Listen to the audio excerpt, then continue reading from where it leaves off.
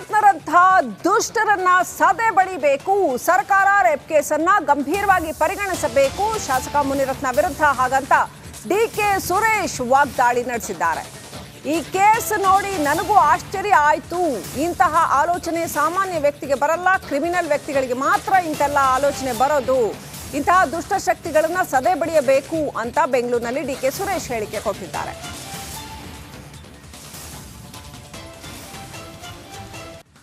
ನನಗೆ ಮಾಹಿತಿ ಮಾಧ್ಯಮದ ಮುಖಾಂತರ ನೋಡಿದ್ದೇನೆ, ಸಂಪೂರ್ಣ ಮಾಹಿತಿ ಇಲ್ಲ.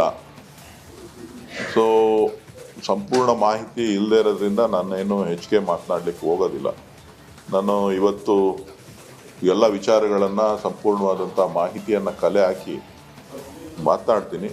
ಕೆಲವೊಂದು ವಿಚಾರಗಳು ಗಮನಿಸಿದಾಗ ಕೆಲವು ಮಾಧ್ಯಮದಲ್ಲೇನು ಸ್ಟಿಂಗ್ ಆಪರೇಷನ್ ಮುಖಾಂತರ ಏನೋ ಮಾಡಿ ಬಂದಿದೆ, ಅದನ್ನು ನೋಡಿದಾಗ ಬಹುಶಃ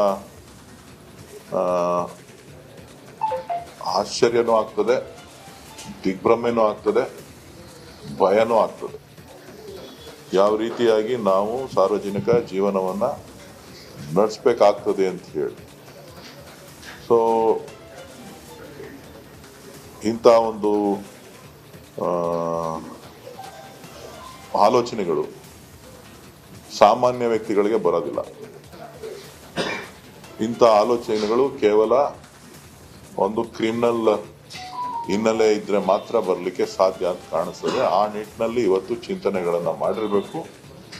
ಸರ್ಕಾರ ಇದ್ರ ಬಗ್ಗೆ ಗಂಭೀರವಾಗಿ ಆಲೋಚನೆಯನ್ನ ಮಾಡಬೇಕು ಅಂತ ಹೇಳಿ ನಾನು ತಮ್ಮ ಮುಖಾಂತರ ಸರ್ಕಾರವನ್ನ ಮತ್ತು ತಮ್ಮನ್ನು ಕೂಡ ನಾನು ಕೇಳೋದಿಷ್ಟೇ. ನೀವು ರಾಜಕೀಯವಾಗಿ ಯಾವ ಥರ ತಗೋತಿರೋ ಗೊತ್ತಿಲ್ಲ, ಇದು ರಾಜಕೀಯ ಹೇಳಿಕೆ ಆಗಬಾರ್ದು. ಎಲ್ಲ ಪಕ್ಷದಲ್ಲೂ ಎಲ್ಲ ನಾಯಕರುಗಳಿಗೂ ಕೂಡ ಇಂಥದ್ದೇ ಪರಿಸ್ಥಿತಿಗಳು, ಚಿಂತನೆಗಳು ಶುರು ಆಯಿತು ಅಂತ ಅಂದರೆ ಬಹಳ ಕಷ್ಟ ಆಗುತ್ತೆ. ಸೊ ಅದನ್ನ ಇಂಥ ಶಕ್ತಿಗಳನ್ನು ಸದೆ ಬಡಲಿಕ್ಕೆ ನಿಮ್ಮಗಳ ಕೆಲಸನೂ ಕೂಡ, ನಿಮ್ಮಗಳ ಮಾರ್ಗದರ್ಶನನೂ ಕೂಡ.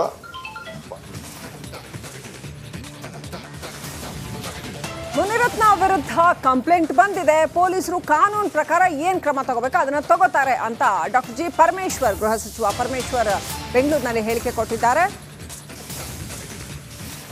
ನನ್ಗೇನು ಹೆಚ್ಚಿನ ಮಾಹಿತಿ ಗೊತ್ತಿಲ್ಲ ಅಂತ ಬೇರೆ ಹೇಳ್ತಾ ಇದ್ದಾರೆ.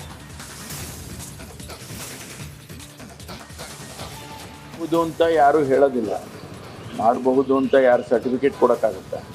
ಬಟ್ ಅವ್ರು ಮಾಡಿದ್ದು ಅದು ಕಾನೂನು ಬಾಹಿರ ಅಥವಾ ಕಾನೂನಿನ ಚೌಕಟ್ಟಿನಲ್ಲಿದೆ, ಅದನ್ನು ಅವರು ವೆರಿಫೈ ಮಾಡ್ತಾರೆ. ಕಾನೂನು ಬಾಹಿರವಾಗಿ ಇಂಥದ್ದೆಲ್ಲ ಪಬ್ಲಿಕ್ ಸರ್ವೆಂಟ್ಸು ಮಾಡಿದ್ದಾರೆ ಅಂತಂದಾಗ ಅದಕ್ಕೇನು ಕ್ರಮ ತಗೋಬೇಕೋ ತಗೊಳ್ತಾರೆ. ಅಷ್ಟು ಬಿಟ್ಟರೆ ಬೇರೆ ಏನೂ ಹೇಳೋಕ್ಕಾಗೋದಿಲ್ಲ.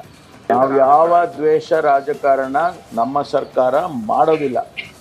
ಇನ್ನು ಅವರು ಮಾಡ್ತಿದ್ದಾರೆ ಅಷ್ಟೇ, ನಾವು ಯಾವುದನ್ನು ಆ ರೀತಿ ಮಾಡೋದಿಲ್ಲ. ಅವ್ರು ಹೇಳಿ ಕಾನೂನು ವಿರುದ್ಧವಾಗಿ ಮಾಡಿದ್ದೀವಿ ಅಂತ ಯಾವುದಾದ್ರೂ ಹೇಳಿ.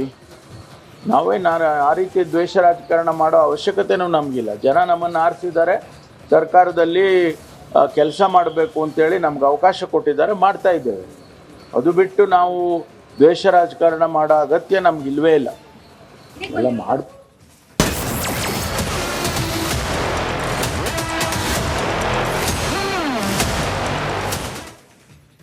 ನೀವೇನಾದರೂ ಡ್ರೈವಿಂಗ್ ಲೈಸೆನ್ಸ್ ಮಾಡಿಸ್ಬೇಕು ಅಂತ RTO ಕಚೇರಿಗೆ ಹೋಗಿದ್ದೀರಾ? ಹಾಗಿದ್ರೆ RTO ಕಚೇರಿ ಆವರಣದಲ್ಲಿನ ಏಜೆಂಟ್ಗಳ ಹಾವಳಿನ ಕಣ್ಣಾರೆ ಕಂಡೇ ಇರ್ತೀರಾ. ಆ ಥರ ಇದೆ ಅದು. ಇದೇ ವಿಚಾರವಾಗಿ ರಿಪಬ್ಲಿಕ್ ಕನ್ನಡ ನಗರದ RTO ಕಚೇರಿಗಳಲ್ಲಿ ಸ್ಟಿಂಗ್ ಆಪರೇಷನ್ ನಡೆಸಿತ್ತು. ಡ್ರೈವಿಂಗ್ ಲೈಸೆನ್ಸ್ ಬೇಕು ಅಂತ ಹೋದಾಗ ಹಣ ಕೊಟ್ಟರೆ ಸಾಕು, ಗಾಡಿ ಓಡ್ಸಕ್ಕೆ ಬರಲ್ಲ ಅಂದ್ರೂ ಪರವಾಗಿಲ್ಲ, ಲೈಸೆನ್ಸ್ ಸಿಗತ್ತೆ ಅನ್ನುವಂಥದ್ದು ಗೊತ್ತಾಯಿತು.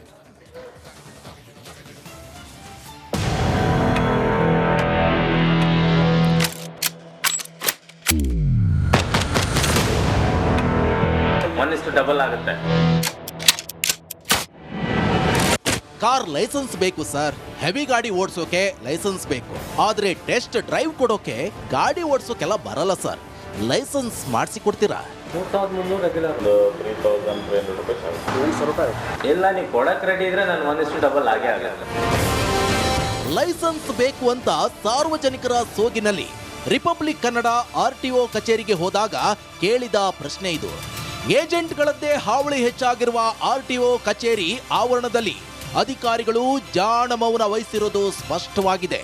ಇದೇ ಕಾರಣಕ್ಕೆ ರಿಪಬ್ಲಿಕ್ ಕನ್ನಡ ನಗರದ 4 RTO ಕಚೇರಿಗಳಿಗೆ ಭೇಟಿ ನೀಡಿತ್ತು. ನಮ್ಮ ತಂಡ ಮೊದಲು ಹೋಗಿದ್ದು ಯಶವಂತಪುರ RTO ಕಚೇರಿಗೆ.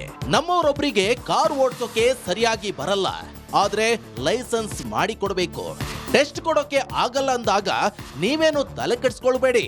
ಡ್ರೈವಿಂಗ್ ಟೆಸ್ಟ್ ಇರುವ ಟ್ರ್ಯಾಕ್ ಬಳಿ ನಮ್ಮ ಹುಡುಗರೇ ಇರ್ತಾರೆ.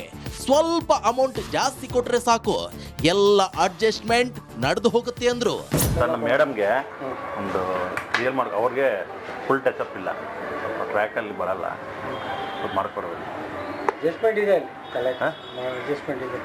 ಅದೇ ಎಷ್ಟು ಎಲ್ಲೆಲ್ಲ ಆಗಿದೆಯಾ? ಎಲ್ಲೆಲ್ಲಿ ಇನ್ನೂ ಮಾಡಿಸಿಲ್ಲ. ಅಷ್ಟು ಎಲ್ಲೆಲ್ಲ ಆಗಲಿ ಸರ್, ಎಲ್ಲೆಲ್ಲ ಒಂದು ತಿಂಗಳಾದ್ಮೇಲೆ ಡಿ ಎಲ್. ಹೌದಾ? ಅದೇ ಎಷ್ಟಾಗುತ್ತೆ? 2 ವೀಲರ್ ಲೈಸೆನ್ಸ್ ಇದೆಯಾ? ಇಲ್ಲ 2 ವೀಲರ್ದು ಇದೆ. ಯಾವ ತೋರಿಸಿ? ಕಾರ್ಡ್ ಇದೆಯಾ? ಬುಕ್ ಇದೆಯಾ? ಇಲ್ಲ, ಅವ್ರನ್ನ ಕರ್ಕೊಂಬರ್ತೀನಿ ನಾನೇ. ಕರ್ಕೊಂಬನ್ನಿ. ಫಸ್ಟ್ ಎಲ್ಲೆಲ್ಲ ಆಗಬೇಕು, ಎಲ್ಲೆಲ್ಲ ಒಂದು ತಿಂಗಳಾದ್ಮೇಲೆ ಡಿ ಎಲ್. ಎಲ್ಲ ಅಡ್ಜಸ್ಟ್ಮೆಂಟ್ ಇದೆ ಮಾಡ್ತಾರೆ. ಎಷ್ಟು ಸರ್ ಅಮೌಂಟ್ ಎಷ್ಟಾಗುತ್ತೆ? 3300 ರೆಗ್ಯುಲರು. ಹಾಂ, ಅದು ಅಡ್ಜಸ್ಟ್ಮೆಂಟ್ದೆಲ್ಲ ಎಕ್ಸ್ಟ್ರಾ ಸಪ್ರೇಟ್ ಆಗಿ. ಹೌದಾ? ಅಲ್ಲಿ ಎಷ್ಟು ಒಂಥರ ಇದಾದ ಬಳಿಕ ಜ್ಞಾನಭಾರತಿ RTO ಕಚೇರಿಗೆ ಹೋಗಿದ್ವಿ. ಪ್ರತಿಯೊಂದು RTO ಕಚೇರಿ ಆವರಣದಲ್ಲಿ ಡ್ರೈವಿಂಗ್ ಸ್ಕೂಲ್ನವರ ಅಂಗಡಿಗಳಿವೆ.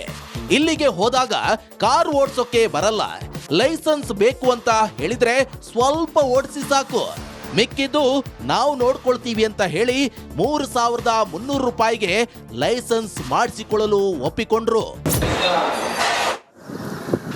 ರೈಟ್, ತಾಯಿಯನ್ನ ನೋಡೋದಕ್ಕೆ ದರ್ಶನ್ ಆಗಮಿಸ್ತಾ ಇದ್ದಾರೆ. ಅಮ್ಮ ಬಂದಿದ್ದಾರೆ ಅಂತ ಏನೋ ಒಂದು ಇರೋದ್ರಲ್ಲೇ ಒಂದು ಸಮಾಧಾನ. ಇಂಥ ಸಂಕಷ್ಟದ ಪರಿಸ್ಥಿತಿಯಲ್ಲೂ ಅಮ್ಮ ಬಂದಿದ್ದಾರಪ್ಪ, ಅಂತೂ ಬಂದ್ರಪ್ಪ ಅಂತ ನಿನ್ನೆ ಹೆಂಡತಿ ತಂದ್ಕೊಟ್ಟು ಬ್ಯಾಗಲ್ಲಿ ಒಂದನ್ನ ಖಾಲಿ ಮಾಡಿಕೊಂಡು ತಗೊಂಡು ಬರ್ತಾ ಇದ್ದಾರೆ ಅಮ್ಮನ ನೋಡೋದಕ್ಕೆ. ತಾಯಿಯನ್ನ ಭೇಟಿ ಆಗೋದಕ್ಕೆ ಸಂತೋಷವಾಗಿ ಬರ್ತಾ ಇದ್ದಾರೆ ದರ್ಶನ್ ಅವರು.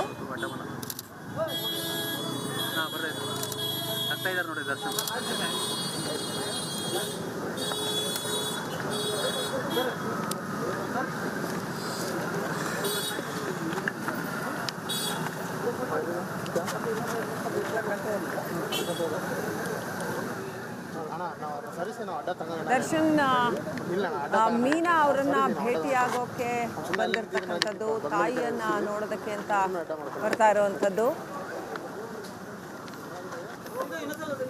ತಾಯಿ ಅವ್ರನ್ನ ಭೇಟಿ ಆಗಕ್ಕೆ ಬರ್ತಿದ್ದಾರೆ. ಅಮ್ಮನ ನೋಡಬೇಕು ಅಂತ ಬಹಳ ಕನ್ವರ್ಸಿದ್ರು, ಆದರೆ ಅಮ್ಮ ಬಂದಿರಲಿಲ್ಲ ನಿನ್ನೆ, ಇವತ್ತು ಬಂದಿದ್ದಾರೆ ಅಂತ.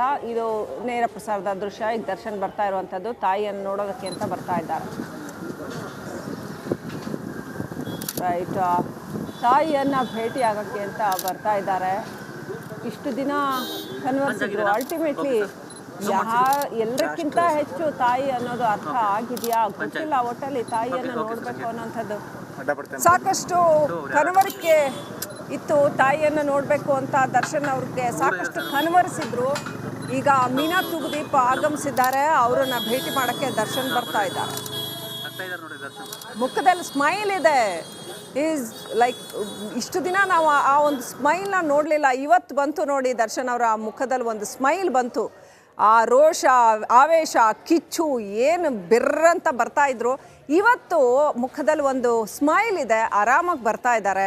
ಅಮ್ಮ ಅಂದರೆ ಹಾಗೇನೆ, ತಾಯಿ ಬಂದಿದ್ದಾರೆ ಅಂತ ಬಹುಶಃ ದರ್ಶನ್ ತುಂಬ ಸಮಾಧಾನಗೊಂಡಿದ್ದಾರೆ ಅಂತ ಅನ್ನೋದು ಮೇಲ್ನೋಟಕ್ಕೆ ಕಾಣಿಸುತ್ತೆ. ಸ್ಮೈಲ್ ಮಾಡ್ತಾ ಬರ್ತಾ ಇದ್ದಾರೆ ತಾಯಿಯನ್ನು ನೋಡೋಕ್ಕೆ ಅಂತ. ಸ್ವಲ್ಪ ರಿಲ್ಯಾಕ್ಸ್ಡ್ ಆಗಿರೋ ಹಾಗೆ ಕಾಣ್ತಾ ಇದೆ.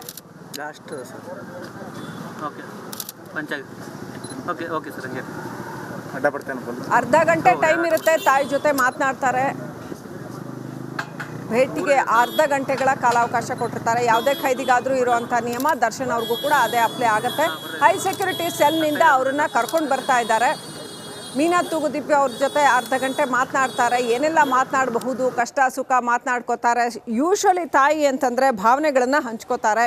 ಮುಂದಿನ ಕಾನೂನು ಹೋರಾಟ ಏನಿರುತ್ತೆ ಅದನ್ನು ಸ್ವಲ್ಪ ಹೇಳ್ತಾರೆ, ಸಮಾಧಾನ ಮಾಡ್ತಾರೆ ಅಂತ ಅನ್ಸುತ್ತೆ. ಏನಾಗಲ್ಲ, ಸುಮ್ಮನಿರು, ಎಲ್ಲ ಸರಿ ಹೋಗುತ್ತೆ, ದೇವರಿದ್ದಾನೆ ಅಂತ ಮೀನಾ ತೂಗುದೀಪ ಹೇಳ್ತಾರೆ ಅಂತ ಅನ್ಸುತ್ತೆ. ಯಾಕಂತಂದ್ರೆ ಆಕೆ ಪಾಪ ಸಾವಿರಾರು ಕಷ್ಟ ಸುಖ ಕಂಡಿರ್ತಕ್ಕಂಥ ಮಹಿಳೆ, ಬಹಳ ಗಟ್ಟಿ ಮಹಿಳೆ, ಬಹಳ ಕಷ್ಟಪಟ್ಟು ಜೀವನನ ಕಟ್ಟಿದವರು, ದರ್ಶನ್ ಅವರ ಸಿನಿ ಬದುಕನ್ನು ರೂಪಿಸಿದವರು.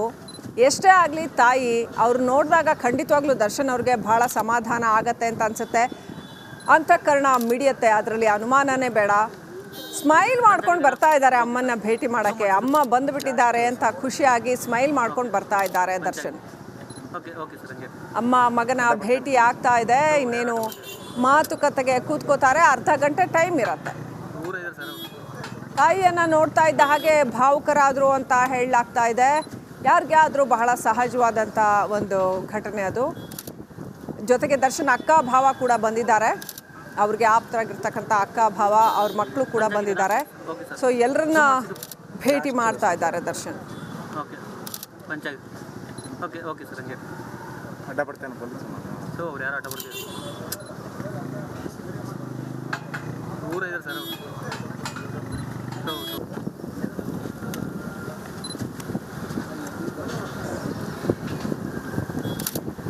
ಏನೇನಾಗ್ತಾ ಇದೆ ತಿಳ್ಕೊಳ್ಳೋಣ. ಪ್ರತಿನಿಧಿ ರೇಣುಕಾರಾಧ್ಯ ಕನೆಕ್ಟ್ ಆಗಿದ್ದಾರೆ. ರೇಣುಕಾರಾಧ್ಯ, ದರ್ಶನ್ ಫಸ್ಟ್ ಟೈಮ್ ರೀ ಜೈಲಿಗೆ ಬಂದಾಗಿಂದ ಫಸ್ಟ್ ಟೈಮ್ ಇವತ್ತು ಅವ್ರ ಮುಖದಲ್ಲಿ ಒಂದು ಸ್ಮೈಲ್ ಬಂತು. ಇರೋದ್ರಲ್ಲಿ ಸ್ವಲ್ಪ ರಿಲ್ಯಾಕ್ಸ್ ಆಗಿದ್ದಂಥ ದೃಶ್ಯಗಳನ್ನ ನೋಡಿದ್ವಿ.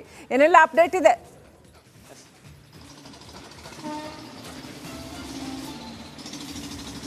ಶ್ರೀಲಕ್ಷ್ಮಿ, ದರ್ಶನ್ ಸಂದರ್ಶಕರ ಕೊಠಡಿಗೆ ಒಳಗೆ ಹೋಗುವಾಗ ಅವರ ಮುಖದಲ್ಲಿ ನಗು ಬಂತು. ಅಂದರೆ ಅವರು ಎಷ್ಟು ಅಂದರೆ ತಾಯಿಗಾಗಿ ಹಂಬಲಿಸ್ತಿದ್ರು ಅನ್ನೋದು ಆ ನಗುವಿನಲ್ಲಿ ನಮಗೆ ಕಾಣಿಸ್ತಾ ಇತ್ತು.